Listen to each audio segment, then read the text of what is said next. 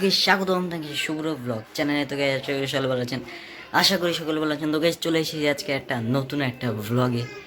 বলতে গেলে আজকে ব্লগটা আপনার টাইটেল থেকে তো বুঝেই গেছেন যে কী হতে চলেছে। আজকে হতে চলেছে গাইজ আমের আচার রেসিপি। গাইজ এখন পড়েছে গ্রীষ্মকাল, মানে গরমকাল, আপনারা সম্ভবত জানেনই। যদিও যেমন বৃষ্টি হচ্ছে মনে হয় কি যে বর্ষাকাল। তবে যাই হোক, আপনারা তো সবাই গরমের দিন বা যে কোনো দিন, শীতকালের দিন বা যাই বলেন, আচার খেতে তো সবাই পছন্দই হয়। আর সেটা কোনো নর্মাল আচার না, আমের আচার। আমের আচার আপনাদের সবারই প্রিয়, শুধু আপনাদের না, আমারও প্রিয় এবং আমাদের পুরো ফ্যামিলিরই, মানে আমের আচার প্রিয়। তো আজকে ভাবলাম যে আমরা আমের আচার রেসিপি করব। তো আমের আচারের রেসিপি আমরা জন্য আম নিয়ে এসেছি, বড় ছোটো আমও নিয়ে এসেছি অনেক। তো সেই আম দিয়ে আমরা আজকে আচার রানবো।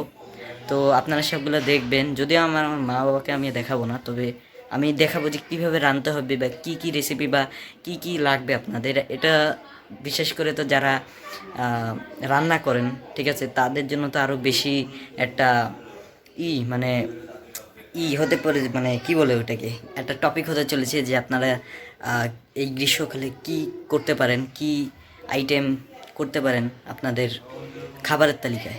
তো আজকে আপনাদের সেটার সাথে শেয়ার করব। তো চলুন দেখানো যাক। আমি আজকে বহুত এক্সাইটেড। তো তার আগে ভিডিওটাকে অবশ্যই লাইক এবং সাবস্ক্রাইব করে দেন, যাতে আমার যেসব ভিডিও আসবে তা যদি আপনাদের আগে চলে যায়। তো চলুন শুরু করা যাক। আমরা এখন আমের আচার রেসিপির জন্য প্রস্তুত হচ্ছি। তো গাইজ আপনারা দেখতেই পাচ্ছেন, এখানে আমরা আম তৈরি করার জন্য জিনিসপত্র নিয়ে নিয়েছি। এখানে আমরা নিয়েছি হচ্ছে অনেক ধরনের মশলা, যের মধ্যে আছে গোটা রসুন, দেখতেই পাচ্ছেন, এটা স্কিপ করতে পারেন। এই যে 5 ফোড়ন, তারপর আমরা নিয়েছি রসুন, তারপর আমরা নিয়েছি হচ্ছে সাদা সরিষে ভেজে গুঁড়ো করে নিয়েছি। এটা হচ্ছে 5 ফোড়ন ভেজে গুঁড়ো করে নিয়েছি। আর এটা হচ্ছে মরিচের গুঁড়ো বেটে নিয়েছি। আর এই দেখুন, এটা হচ্ছে হলুদ মাখানো সেই রৌদ্র শুকানো আম, যদিও আরও শুকতো। তো এই দেখুন আমের সাইজটা আপনার দেখাই দিয়ে, এখানে আপনাদের পোজ দিয়ে কেটে নিতে হবে যাতে এর মধ্যে ভালো মতো মশলাটা ঢুকতে পারে।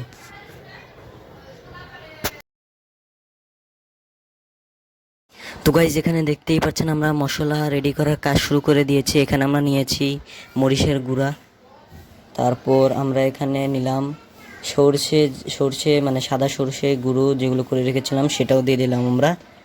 তো এই যে দিলাম, 2 চা চামচ দিবেন আপনারা। আর এখানে দিয়ে দিলাম হচ্ছে আমরা 5 ফোড়নের যে বেটে গুঁড়ো করে রেখেছিলাম, ভেজে নিতে হবে এটা। তো আমরা দিয়ে দিয়েছি সেগুলো। আর তারপরে আমরা এখানে দিচ্ছি রসুন বাটা। এই যে রসুন বাটা দিলাম। রসুন বাটা দিতে আপনাদের হবে 2 চা চামচ। তারপর আপনারা এখানে ভিনেগার দিবেন, ভিনেগার ব্যবহার করতে হবে আপনাদের। এখানে ভিনেগার দিয়ে দিবেন, চামচ হিসেবে দিতে পারেন।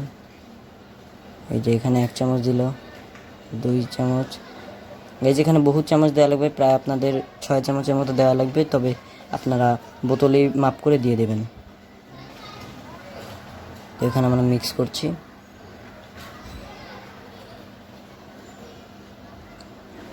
আর একটু দিলাম ভিনেগার।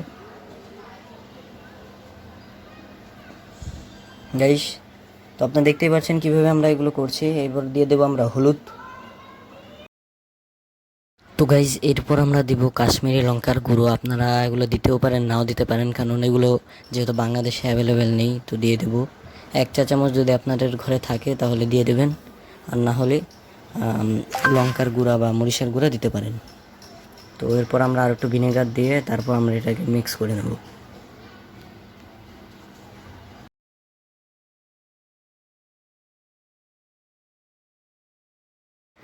তো গাইজ প্রথমে আমরা এখানে দিয়ে দেব সরিষার তেল। আমরা এখন রান্নার পদ্ধতিতে চলে এসেছি। সরিষার তেল দিয়ে দিলাম এখানে। এখানে আরও সরিষার তেল লাগবে যেহেতু আচার বানাবো। দিয়ে দিলাম গোটা 5 ফোড়ন। একটু নাড়াচাড়া করে দিয়ে দিতে হবে আপনাদের 5 ফোড়নটা।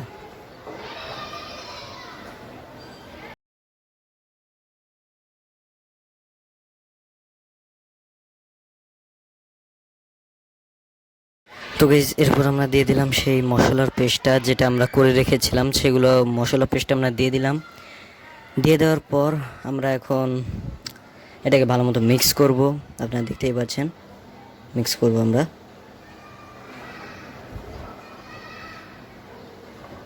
তো গাইস যখন এরকম ঝোলটা গাঢ় হয়ে আসবে তখন আমরা এটার মধ্যে আমগুলো দিয়ে দেবো, আপনারা দেখুন।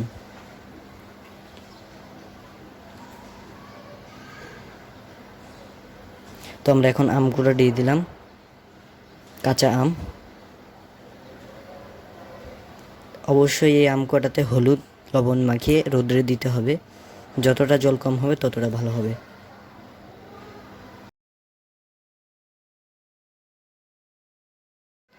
তো গাইস এরপর আমরা ঢেকে দিয়েছি, ঢাকার পর কিছুক্ষণ পর খুলে এটার মধ্যে দিয়ে দেবো রসুন। রসুন দিয়ে আপনাদের কমপক্ষে 20 মিনিটের মতো কষাতে হবে, এরকমভাবে নেড়ে দিয়ে তারপর হালকা ঢাকনি দিতে হবে আপনাদের। প্রায় 20 মিনিট পর্যন্ত আপনারা এটা করে রাখবেন। 20 মিনিট পর এখানে আপনারা দিয়ে দেবেন চিনি। চিনি দিলে আর কি ভালো গলবে, যদিও আপনারা এটা স্কিপ করতে পারেন।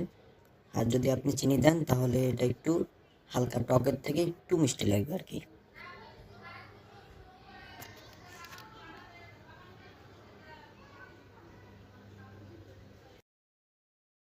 তো গাইস দেখতেই পাচ্ছেন আম তার তেল ছেড়ে দিয়েছে, দেখতেই পাচ্ছেন তেল ছেড়ে দিয়েছে, এখন ভালো মতো কষে গেছে।